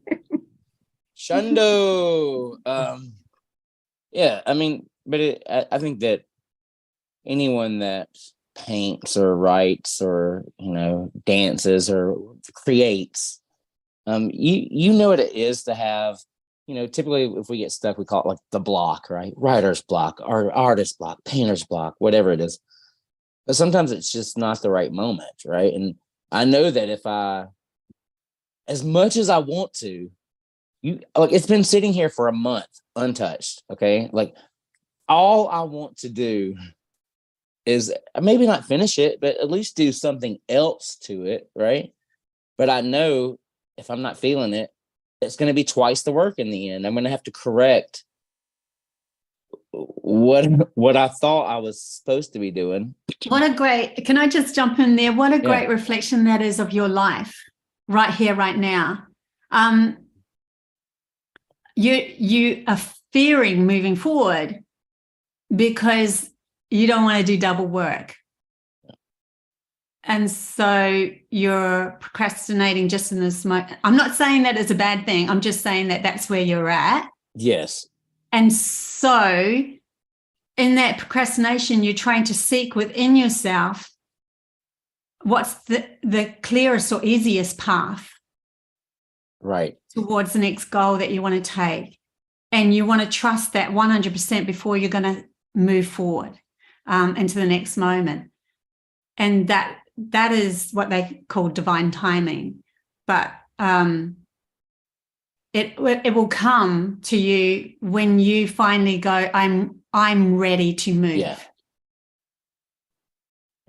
And it's weird that you say that, because maybe the last 3 or 4 days, like, I have stuff. Okay, so I'm going to share for a minute and then we'll get back. I'll make it real quick because I'm going to tie back into this, what you just said. So I'm pretty sure one of my cats is getting ready to transition. Like, I just feel it. I've been feeling it. She's not eating anymore. She's not in pain, because I've been like, do we need to go? Yeah, I'm like, you let me know. She says she hasn't given me that, but I know that that is happening. And then on top of that, it's so weird, like, with her exit of energy, or her exiting of her energy, I've had like 2 or 3 opportunities that have arisen, and they're great opportunities, and they're opportunities that I've asked for in the past, but now that they're in front of me, I'm like, oh, but is it more? Do I really want to do that? Is it the extra work? Because, and I know it's because people's perceptions, if I was to take the opportunity, their perception is that I'm going to be doing X, Y, Z, when that is not my intent. I don't want to do it because of what their perceptions are. I just want to do it but anyways, and it kind of ties into the money thing that you were talking about earlier, how you wouldn't allow yourself. And I was like, you're speaking to my soul. But yeah, it very much is this waiting for that divine timing. But you talked about all this other stuff about, sometimes it's the fear, right? The fear of the what ifs that really can prevent someone from kind of breaking through. And clearly I have these opportunities that I know for a fact, had you asked Jason 5 years ago, what do you want to do? These are things that I would have written down, right? Like, these are things on my list. And I'm just like, okay, but it's the way that the universe has presented it. It's like it's throwing it at me, and it's like forcing me, and like, you're gonna do this. You want to do this. And like, I feel like that because it's so blatantly thrown at me, it almost feels like it's not giving me a choice, which I resent. Does that make sense? Like, because I feel like I want to be like, it should be my choice. Yes or no, it should be my choice, but I feel like it's just not. It was your choice. You did make that choice. Yeah, that's the reason why it's come back at you. You made it all those years ago. But as that choice has come up, you're feeling like, am I ready for this magnificence of myself and really accepting this is who I am going to step into and become that? Yeah. Am I really ready? I think that there's part of you that's still not seeing you in the grandness that you desire to become, and trusting that desire that is there for purpose, for reason. There's something in you that's still seeing yourself as small, and that is what you're waiting for to disperse before you move forward. But sometimes it is just us going, I take the challenge of this, or even if it is a challenge in the end, I'm going to move forward. And even if it is very difficult, or it is hard, or it is not the easiest way, it's showing me something that I'm scared to peel away of. It's showing me the block that I'm scared to peel away. And you might go through a little bit of a where something didn't turn out as well as what you thought, or you put a hold, you're putting a hold on your life to make sure that everything's clear and perfect before you move forward. Very Virgo of you, because I'm Virgo through and through. And to do that, you're not actually, your procrastination is keeping you in a limited consciousness. Right. If you take any step towards the goal, anything, and it doesn't work out, it's still taking you closer to the path of least resistance that you really want to come into. Thank you for that. I needed to hear it for the 1,000th time. I needed to hear it. Yeah. And Jason, is it still what you want? It may have been what you wanted back then. Is it still what you want now? You're a different person than you were back then. So that but I think what I would have wanted the outcome to be back then is different than what I want. The opportunity is still great. The end outcome of the opportunity has definitely shifted for the moment. But yeah, look, there's a time and a place, right? I know there's a reason why I was here tonight for this conversation, for these wonderful words of wisdom. And I feel like I had a question that I was going to ask. And you always have a chance. You always have a choice through this whole, as this moves. You can choose at any given moment to say no. You can choose at any given moment to change your directory. That's the freedom we give ourselves to make a different choice. We don't have to, like the logical mind says, if you don't do this and pass this test and get everything exactly right, you have to go through a term of school or a year of school. You have to do. No, and the freedom of expressing ourselves, we can change our directory whenever we want, and that gives us freedom to explore many dimensional aspects of ourselves as we go on this journey. And so that prompts my question that I have for you, because you've mentioned it a couple of times, the path of least resistance. So when we make these choices, or we make these desires, or the wants, or the whatever you want to call them, just taking, I'm trying to see how I wanted to phrase that. Any action on your part moving towards a goal or moving towards a specified outcome is always going to go towards the path of least resistance. So even if halfway during this, I change my mind completely, there's now a new path of least resistance taking me to my new goal. Yes. And what does it matter if it's changed, if it's still going towards your passion, your desire, and your happiness? It doesn't matter. I think that's a great tool to remember, like for people that have fear about making decisions. It's like, no matter what decision you make, it's still leading you to that path of least resistance. What's the easiest way to get to the desired outcome? And sometimes the least resistance is to actually face off with a block. Is to actually peel away that and see what's reflected back at you and go, oh, I see where I didn't follow my intuition, my gut, or I didn't, I trusted, put too much faith in somebody else's power and not my own, and that sort of thing. So these things are only showing up to us so that we can feel the magnificence of who we are in the given moment. Yeah, so much more going on in my head. I'm like, hang on, do I want to bring in that story? Do I want to bring in that story? Okay. Well, Jason needs to pay you good money for get some direct counseling from you, because clearly, no, I think that I think that Jason's speaking to a lot of people's transition right now. There are a lot of people going through change, and they're not sure how to adapt to it. And my 2 cents on that is to, if something scares you, to lean into it. Like, it's the thing that if you're resisting it, it tends to be the things that we're resisting that we actually also really want. Isn't it bizarre that we want unconditional love, and yet we will disqualify ourselves from it, say that we don't deserve it?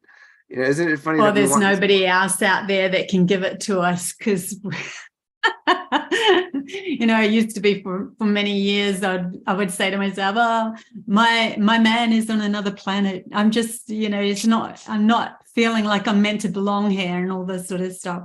And it wasn't until I just went, I'm carving my own path, I'm creating my own reality. And then I ended up having 3 boyfriends that were absolute pain in the ass, but showing me where I was lacking within myself. And then I went, okay, I get it. Now I'm ready. And then I met my last partner, which is so much more easier. That's huge. That's a great testimony. Well, I wanted to talk, we have 20 minutes left with you here. So I wanted to talk a little bit more about, the new earth. And one of the things that I see when I'm connecting in and they're showing me the future, as we call it, as in time space. And you mentioned this as well, and it is a division. There's like a descension and an ascension path, and one is not better than the other. But literally, I keep seeing it over and over again because, because I'm psychic. And so I'm, and they're showing me stuff and I'm looking at it and I'm like, okay, so there's this thing of, but it's dimensional, and what they're showing me is that as we go into our higher frequency, where it's now we embrace being telepathic, we embrace being, astral projection. These things become our natural birthright, lo and behold, we're no longer in opposition to them, we're living it. And then from that point, we're able to go in and out of this world, but the dimension that we're in, it's like the Sasquatch can go in and out of dimension. They live here, but they're not confined to here. I mean, depending on the species of Sasquatch, that's a whole other conversation. But what I'm saying, like, there's the ability to to go in and out. And that's what they were showing me, was we'll be able to just like fold in and out of different pockets of the two that are like, they're together, but they're separate. What's your take on that? Yeah, we lose the fear of moving into expansion, and those that are going on the direct dual path that is more limited and self-consuming through separation from themselves, from who they are as love, as soul. They are still there and still present. If they are still present in your life, then that is just source energy going on a journey through that expanse, that limited consciousness, where it gets to a point where they just go, I had enough of this. And like you said before, Linda, and just go, and then they have the absolute and an incredible feeling of coming out of that. The lower that you go, the higher that the more that you feel in how would you call that? The beauty of that feeling, the magnificence of that feeling. If it's out of your consciousness, when you're in another higher dimensional space where you see everybody's come up with you, then that's what's happened. We've all shifted into a higher consciousness. It's your reality and your perception of your awareness that ends up taking you into either being the observer of others that are going through problems, or they don't even exist at all. Remember, it's your reality. It's a hard one to conceive because we think that we're all going in the same path and the same reality, but we're all got different stories. We've all got different interpretations of what it's like to be here on Gaia, on Earth. Every single person has, every single insect, animal, life form, everything has a different perspective. but our awareness of all those different perspectives gives us interdimensional gateways into different storylines that we can come in and out of, because we know thyself as love, as source energy, and always return back to that. That gives us more expansive awareness into these different perceptions. You could see it as, you could go into every single animal, and then another person could see it as, I go into every single being out in the universe and see different planetary alignments, depending on where their imagination will guide them through their experience of their soul and previous experiences. Hope I'm not going too far ahead here. No, that's all right.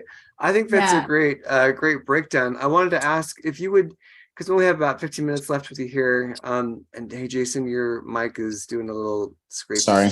Scrapey. Knock it the bleep off, you big bleeper.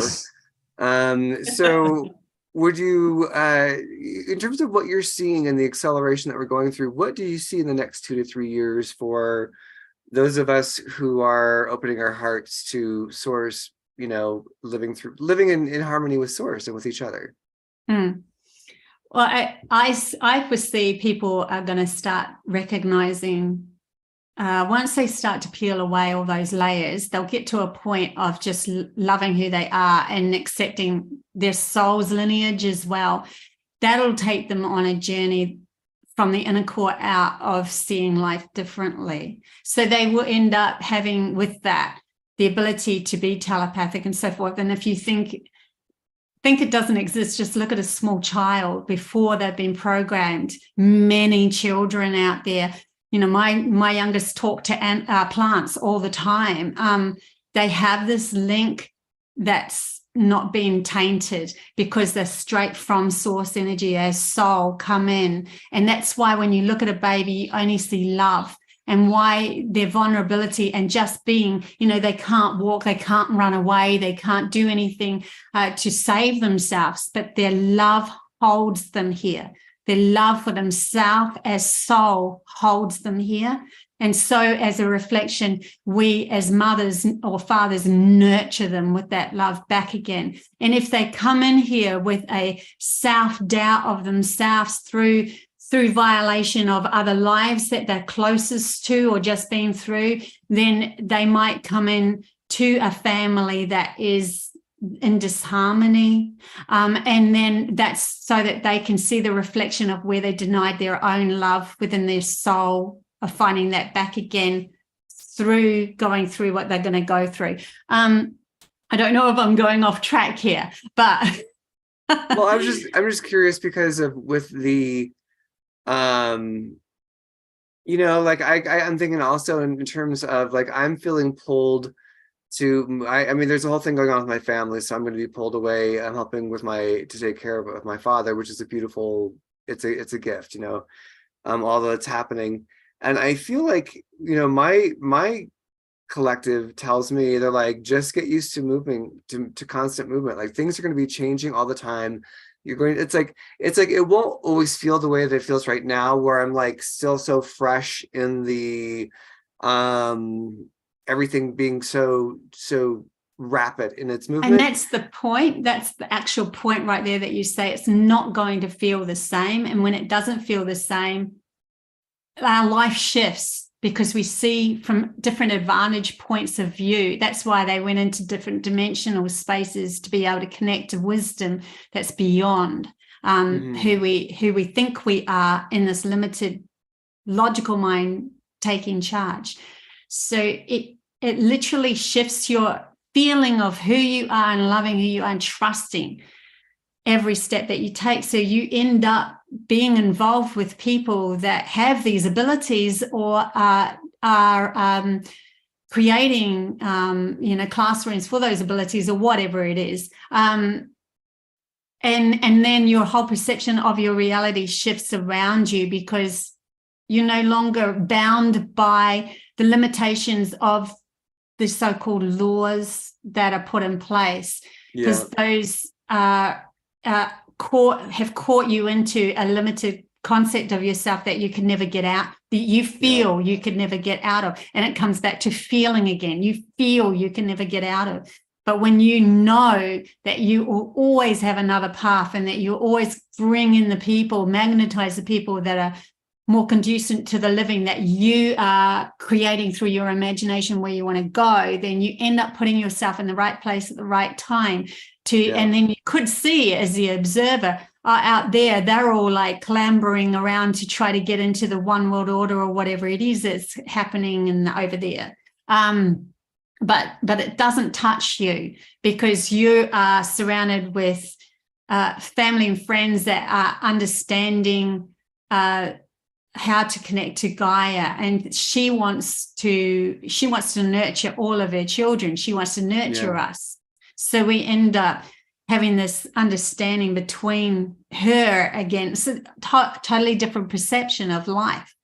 And she will grow the plants that are needed for the vitamins that are needed for us, for everything starts to change because we trust who we are, and that reflects back inwards to us. It's going to be a shift. Sorry, it is going to be a shift where your story takes you. It's where your point of reference takes you. And it could be anything from I just woke up and, oh, my God, I get it now. And I know I'm meant to move to blah, blah. And I'm going to, and all these people come around you and support you. And you don't even hear the news anymore. You're not part of that story. Or it could be that you see a war happening and then, oh, my God, that war has taken me into a bit of a dismay. Or, I see now that I don't want to go down that path. And everyone's going to have their different perceptions. That's why it seems a little chaotic and crazy out there, because we're all trying to grasp at what reality is for you and for yourself. Yeah, and I was just going to say that I feel like there's going to be these hubs that are going to continue to form of people who are tuning in, who are tapped on, turned in, tuned on, whatever that expression is. But like, I feel like there's going to be a hub of those people who are going to continue to grow. And as we grow in our natural, and we will, grow in our abilities and just basically come back into our abilities of being multidimensional, then how the future is going to look, we don't even really know yet, because that's part of the creative co-creation. And everything that's happened with me over the last 6 months, it looks nothing how I thought it was going to look. Everything is kind of, there's little traces of it, little traces of what I thought, but how they expressed, like Jason was saying, I can still take this path, but it can turn, it can look another way. And it's been like changing. And it's all coherent, but it's all a surprise at the same time. And it is unknown where we're going, because that's the beauty of creating, right? Is to discover something new outside. So it's an unknown aspect that we're moving towards, but it will all come back to you and your perception of that only through the feeling of how you feel about yourself. And that's the most important thing. How do you ask yourself, how do I feel about myself? You could see someone outside of yourself becoming a billionaire or whatever, and you're like, oh, wow, cool, good on them. But then someone gives you $1 billion and you're, oh, no. I can't take that. What am I going to do? Oh, it's too much power. Oh, my relatives are going to come at me. And the fear game starts all over again. So it's really how much you see in the power of who you are and creating your reality and where you're moving towards, that's going to make all the difference in your reality. It's, there is a consciousness of humanity's consciousness coming up with all of this, because I have that in my reality. Where do I want to go next? Maybe I want to, have contact with benevolent beings and actually, converse with them and video record them and stuff and put that on my, I could say that, but then is my logic going to acknowledge that as part of the story that's going to come in? It has to agree, remember. My logical side has to agree. And is this for the benefit of my ego or the benefit of my soul connection?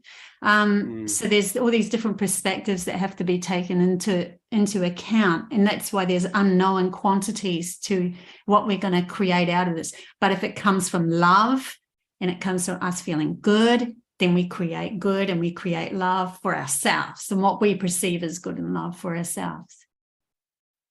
Well, beautiful. I think that was very succinct. We've got 5 minutes left with you. Would you tell us do you have any classes or workshops, or what can people do to engage your gifts?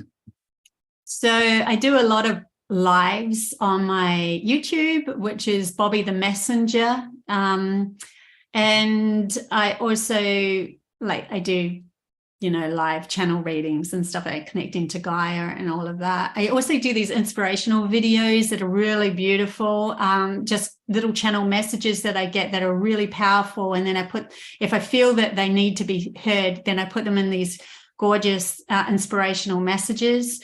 I also have my own intuitive counseling business, so you can link on my Codes to a New Reality website and then just click into the intuitive reading and classes.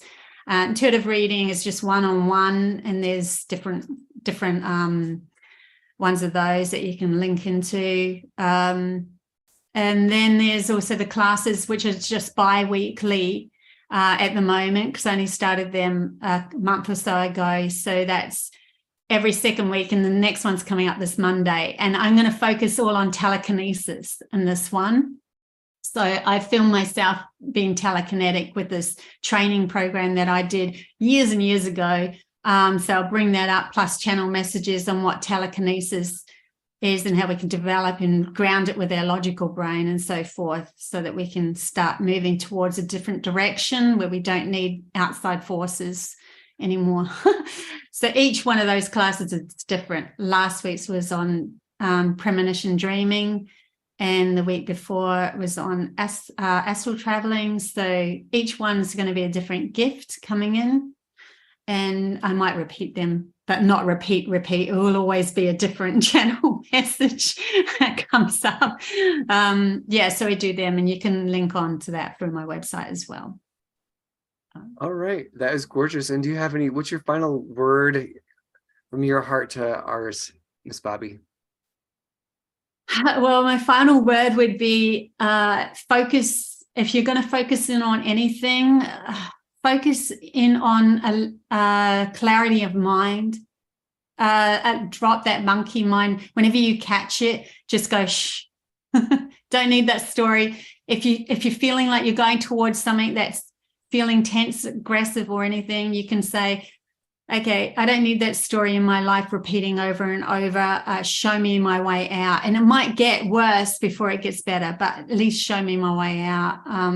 I think we need to find balance within ourselves. We also need to start to listen to our intuition and our gut a lot more, because that's our soul connection, and a soul is the observer of our reality, is just love. It only wants the best for us. It's our monkey mind that holds on to lack of and fear and program and tries and repeats everything through. I need to remember this story so I can remember how to get out of it next time. And every time is a different thing. Every situation is different. So it never works fully. You still go through all the problems again and again. So yeah, that's probably all I could say for now. I think that's fantastic. You're obviously really good at counseling and putting people back into being the driver of their life in a way that is empowering, but also compassionate and very connected. So I think the way that you minister to people's empowerment is it's gentle and powerful at the same time. So it's what the world needs. Speaking about the world, I want to thank you guys as well. Thank you so much for giving me this voice and this platform to be a voice. I really loved conversing with you, Jason and Linda and Kat. It's just, it's been wonderful. Thanks for being the crew that's reflecting me. Yeah, you're welcome. It was really good. I feel like it's so timely. There's people going through so much right now, and I think Jason kind of, willing to be vulnerable and share some stuff he's going through, and that's, in service. So thank you, Jason. And speaking of thank yous, Linda, would you start our gratitudes as we close out? I would love to. And Bobbie, I encourage you to go back and look at the comments, because so many people were saying this is exactly what they needed to see and hear, and they loved the conversations. Some said they felt like they went through a master class. So yay. Thank you, everybody. And they also gave their ideas on how they make it through and how they shift that energy and their struggles, going from struggling to manifesting what they're wanting. So thank you for everyone who has participated. Thank you so much.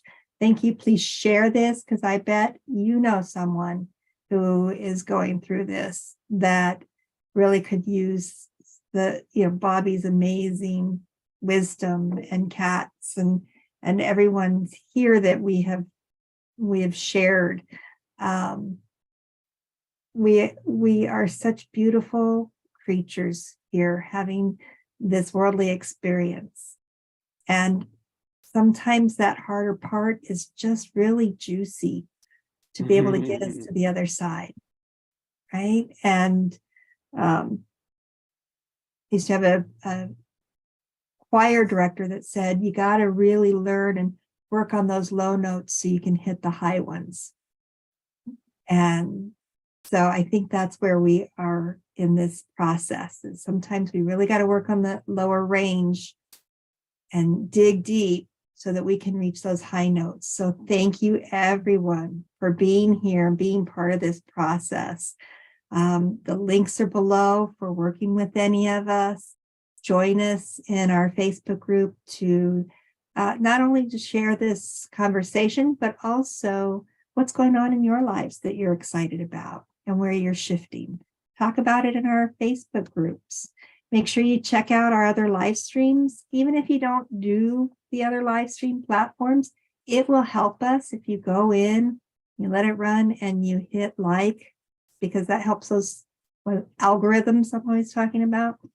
So please go and take a chance to do that. If you're on YouTube, go to the others. If you're at the others, go to YouTube, so that we can help grow our community. And Jason, thank you so much for your vulnerability and for joining us. I mean, you're such a great example for us in so many ways, and I so appreciate you being on the show. I want to thank you. And Kat for always doing everything. Thank you, everybody. It's a pleasure. So next week, we are going to actually take the week off because I'm moving to Iowa. Yay! But actually, it's a very, very, very good cause. It's a wonderful thing. But we're going to take next week off. We'll have a little spring break. But I do remind you that if you want to get some podcast training, I've got a class tomorrow night for an hour.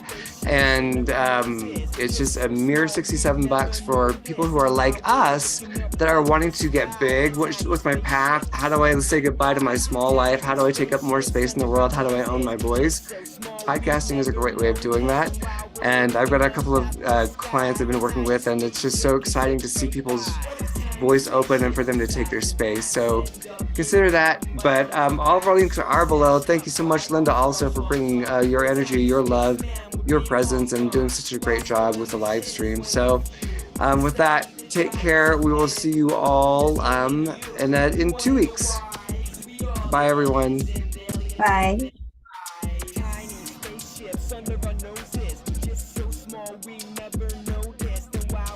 Can you hear the music? I can. Can't you see me Okay, good, bop good, good. into it?